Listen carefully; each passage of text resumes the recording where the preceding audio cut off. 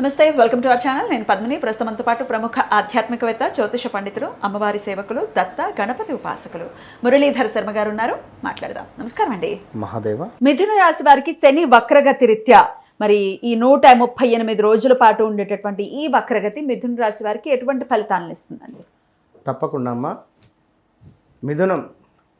మిథున రాశి అనగానే డబల్ మైండ్ సెట్, అంటే వారు ఒక్కరే అయినప్పటికీ కూడా 2-3 రకాలుగా డబ్బులు సంపాదించేటువంటి తెలివితేటలు ఉన్నటువంటి వాళ్ళు కనుక నేను ఆ విధంగా అంటున్నాను.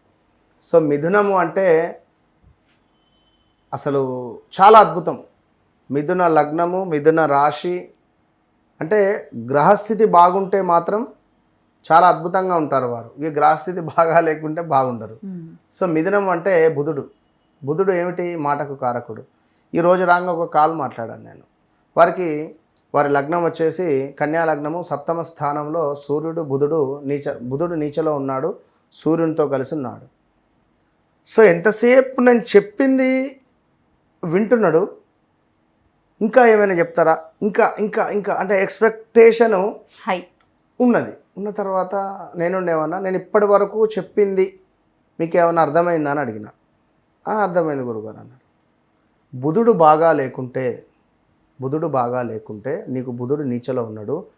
బుధుడు అంటేనే బుద్ధికి కారకుడు, ఒక జ్ఞానానికి కారకుడు. అలాంటి జ్ఞానము బుద్ధి నువ్వు పొందలేవు. అలాంటి జ్ఞానము బుద్ధి నువ్వు పొందాలంటే నీకు ఫస్ట్ కావాల్సింది పేషెన్స్, ఓపిక కావాలి, సాధన కావాలి, మీరు చేసుకోవాలి. ఇప్పుడు ఇంతసేపు నేను నీకు 20 నిమిషాలు మాట్లాడిన. 20 నిమిషాలలో ఇంకా ఇంకా అంటున్నారు, కానీ అన్ని పాయింట్స్ నేను కవర్ చేసుకుంటూ చెప్పుకుంటూ వచ్చిన. ఇంకేదో నువ్వు కోరుకుంటున్నావు. సో నువ్వు ఇది నా నుంచి కాదు. రేపు పొద్దున వివాహం అయిందనుకో, నీ భార్య నుంచి నీకు ఇబ్బందే, నీకు ఒక ఫ్రెండ్ నుంచి ఇబ్బందే, నీకు ఒక అదేమిటి రిలేటివ్స్ నుంచి కూడా ఇబ్బందే. నీకు 7వ భావం బాగాలేదు కనుక నువ్వు ఎదుటి వ్యక్తి మీద నువ్వు ఒక ఇంపాక్ట్ పెట్టుకుంటావు. సో దాన్ని ఎవరు కూడా ఫుల్ఫిల్ చేయలేరు. కనుక ఫస్ట్ నువ్వు ఏదో ఎక్స్పెక్టేషన్ పెట్టుకోకు అని ఎటువంటి విషయంగా చెప్పగానే గురువుగారు ఏం చెప్పారు, నిజంగా గురువుగారు నాకు అన్నాడు. అన్న తర్వాత ఈ మధ్యలో నీకు ఎవరైనా అమ్మాయి పరిచయం కావాలా, కరెక్ట్ చెప్పని చెప్పిన. పరిచయం అయ్యారు, వెళ్ళిపోయారు. అనివార్య కారణాల వల్ల కొంత నా మీద కేసు అయింది, డబ్బులు కూడా కట్టుకోవడం జరిగిందని చెప్పాను. సో అంత ఈజీ కాదు, అంత ఆషామాషి కాదు, ఆ విషయాన్ని నేను చెప్పడం అంత ఈజీ కాదు. ఫస్ట్ కాలేదు అంటే అక్కడ నా మాటకు ఎక్కడ ఉన్నది పవరు. సో అలా ఉంటుంది ప్రతి విషయము. కనుక బుధుడు అంటే మన వాక్కును మనం శుద్ధించుకోవాలి, అంతే.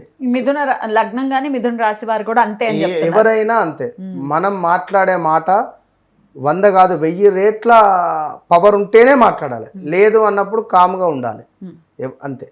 సో వీరికి సుమారుగా 2020 ఆగస్టు నుంచి 21, 22, 23, 24, 25లో అన్నీ మొత్తం దిబిడే.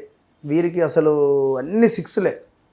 ప్రదేశ మార్పులు, స్థాన చలనాలు, యాక్సిడెంట్స్, డైవర్స్ అవ్వడాలు, ఆల్మోస్ట్ ఒక 20 సంవత్సరాలు వెనక్కి వెళ్ళిన వాళ్ళు ఉన్నారు, 10 సంవత్సరాలు బ్యాక్ స్టెప్ వెళ్ళిపోయిన వాళ్ళు ఉన్నారు. చాలా అంటే చాలా ఇబ్బందులు ఫేస్ చేసినటువంటి వారు ఉన్నారు. ఇప్పుడు ఈ 2025లో వెయిట్ పెరిగారు. మిథునం కా, కీ, కు, కే పేర్లతో మొదలయ్యేటువంటి వారు ఎవరైనా కూడా చెక్ చేసుకోండి. వెయిట్ పెరిగారు, ఈగో ఫీలింగ్ పెరిగింది. అదేవిధంగా ఒక ఇంటి కోసము, గృహ నిర్మాణ అవకాశాల కోసం ఎదురు చూస్తూ ఉండేటువంటి అవకాశాలు కూడా వీరికి వచ్చినవి. వినియోగించుకోలేని వారు ఉన్నారు, కొందరు వినియోగించుకున్నటువంటి వారు ఉన్నారు. కొందరికి నర్వ్స్ రిలేటెడ్ కానీ లైక్ ఇంకా కుజుడు మన బొక్కలకు సంబంధించింది ఏమైనా ఇబ్బందులు ఫేస్ చేసిన వాళ్ళు ఉంటారు. అదేవిధంగా ఇలా ఉంటవి. ఈ శని వక్ర దృష్టి వల్ల వీరికి అద్భుతం అంటే మామూలు అద్భుతం కాదు, మిరాకిల్స్ జరిగేటువంటి యోగం రాబోతున్నది. శని వక్ర దృష్టి వీరికి ఒక ఎక్సలెంట్ యోగం ఉండబోతున్నది. ఉద్యోగంలో ఎలా ఉంటుంది అనుకోవచ్చు అండి?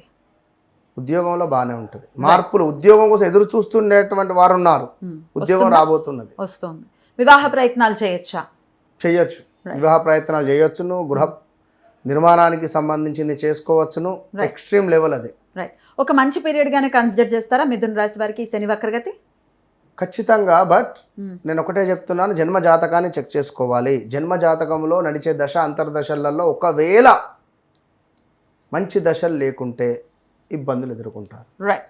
అందుకే చెప్తుంటాను, నాతో మాట్లాడక ముందు మాట్లాడిన తర్వాత ఖచ్చితంగా వారికి ఒక ఎక్సలెంట్ ఎక్స్ట్రీమ్ లెవెల్లో అనుభవం ఉంటుంది. మరి ఈ రాశి వారు ఎటువంటి పరిహారం చేసుకుంటే ఈ శని ఇచ్చేటటువంటి బ్యాడ్ ఇంపాక్ట్స్ నుంచి బయటపడతారు మురళి గారు?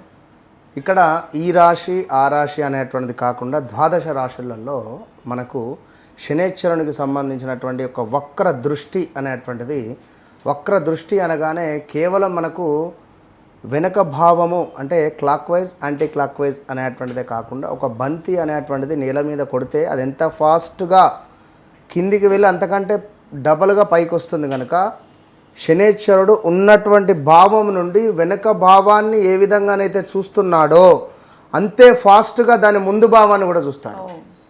సో ఉదాహరణకు ఇప్పుడు ధనస్సు అనుకుంటే, ధనస్సు వారికి 4వ భావంలో ఉన్నాడు. 4వ భావం నుండి 3వ భావాన్ని చూస్తూ ఎట్ ద సేమ్ టైం పంచమ భావాన్ని కూడా చూస్తాడు. కనుక ఓవరాల్గా ఒక ధనస్సు ఇది అని కాదు, మకరం కానీ, కుంభం కానీ, మీనం కానీ, మేషం కానీ, ఎవ్రీథింగ్ ఏ రాశి వారైనా కూడా ఖచ్చితంగా శనేశ్వరునికి సంబంధించినటువంటి కుదిరితే మీ స్తోమత మేరకు ఏదైనా ఒక హోమము కానీ, ఎందుకంటే ఇప్పుడు రేపటి కాలంలో మనకు ముందు శనేశ్వరుడు వెళ్ళేటువంటి పీరియడ్ ఏదైతే ఉందో అది ఇంపార్టెంట్. వక్ర దృష్టి అనేది ఒక మనకు ఈ యొక్క జూలై 27 నుండి డిసెంబర్ 11 వరకే ఉంటున్నది. ఇందులో చివరి 2 నెలలు చాలా డేంజర్ జోన్లో ఉంటుంది ఖచ్చితంగా.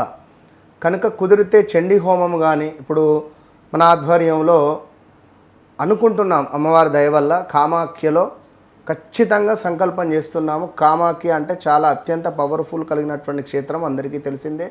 సో అక్కడ చండీ హోమంతో పాటుగా శనేశ్వరునికి సంబంధించినటువంటి మూలమంత్ర హోమము నిర్వహించేటువంటి పరిస్థితి కలదు.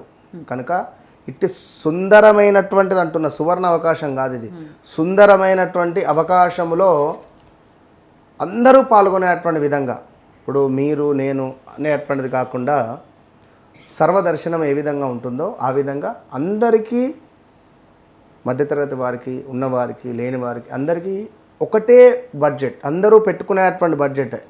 ఒక చిన్న ఫంక్షన్ చేస్తే ఎన్నో వేలు ఖర్చు పెట్టుకుంటున్నారు. అందులో సగం కూడా కాదు మనం చేసేటువంటి బడ్జెట్. కనుక మీ గోత్రనామాల మీద చేసుకోవడానికి మీరు సిద్ధమా అనేది మీరు గుర్తుంచుకోండి. ఎందుకంటే ఎన్ని రోజులు ఇదే విధంగా ఈ యొక్క కర్మలను అనుభవిస్తూ ఉంటారు. ఖచ్చితంగా ఏదో ఒకటి, ఇప్పుడు 1,00,000కు రూపాయి తక్కువైనా కూడా దాన్ని 1,00,000 అన్నారు. కనుక చెప్పలేము, ఒకవేళ మీ యొక్క కర్మ అనేటువంటిది అక్కడ సిద్ధించవచ్చు. ఆ రూపాయి నేను కావచ్చును, ఒకవేళ చెప్పలేం కదా. 1,00,000కు ఆ 1 రూపీ ఏ విధంగానైతే చేరిస్తే బ్యాలెన్స్ అవుతుందో, సో మీ కర్మకు ఒకవేళ కామాఖ్య అమ్మవారి యొక్క అనుగ్రహం తోడైతే రాబోయే రోజులలో విజయం మీదే. కనుక రాలేని వారు ఈ యొక్క రావి చెట్టు కింద దీపారాధన కావచ్చును, నల్ల నువ్వులు దానం కావచ్చును. ఇక్కడ 5 రాశులకు మాత్రం చాలా ఇబ్బంది, డేంజర్ జోన్లో ఉన్నారు. ఆ 5 రాశులలో మొట్టమొదటిది మేషరాశి, రెండవది వచ్చేసి కర్కాటక రాశి, మూడవది వచ్చేసి కన్యా రాశి, నాలుగవది వచ్చేసి ధనస్సు రాశి, ఐదవది వచ్చేసి మనకు కుంభరాశి.